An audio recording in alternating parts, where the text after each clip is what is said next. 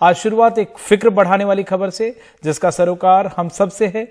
साल 2020-2021 की पहली तिमाही यानी अप्रैल से जून के बीच भारतीय अर्थव्यवस्था करीब 24% सिकुड़ गई।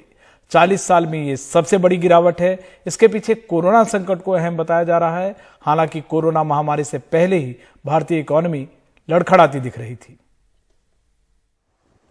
2-3 महीनों से बंद इन कारखानों से जो अंदेशा दिख रहा था, उसकी सांख्यिकी मंत्रालय ने आखिरकार पुष्टि कर दी है। लॉकडाउन की मार पूरी अर्थव्यवस्था पर बहुत बुरी पड़ी है। इस साल की पहली तिमाही में विकास दर 23.9% घट गई। ये 40 साल की सबसे बड़ी गिरावट है, जबकि 24 साल में पहली बार वृद्धि दर नकारात्मक हुई है। India was also in a lockdown all through the April to June quarter, with majority of economic activities being restricted. So this print is along expected lines.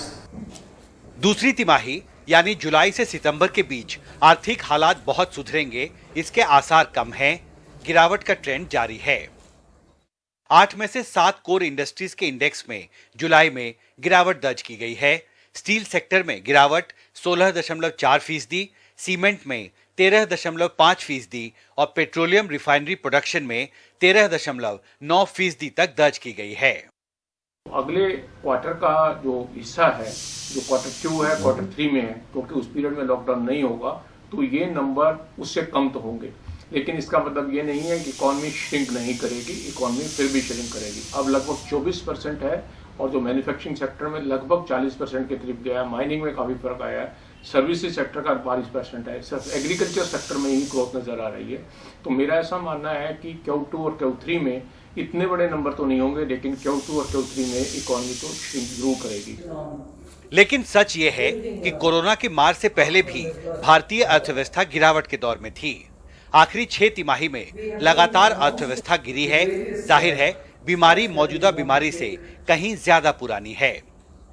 GST बकाये के मोर्चे पर राज्य सरकारों से केंद्र का टकराव उसकी चुनौती को कुछ और बड़ा ही कर सकता है।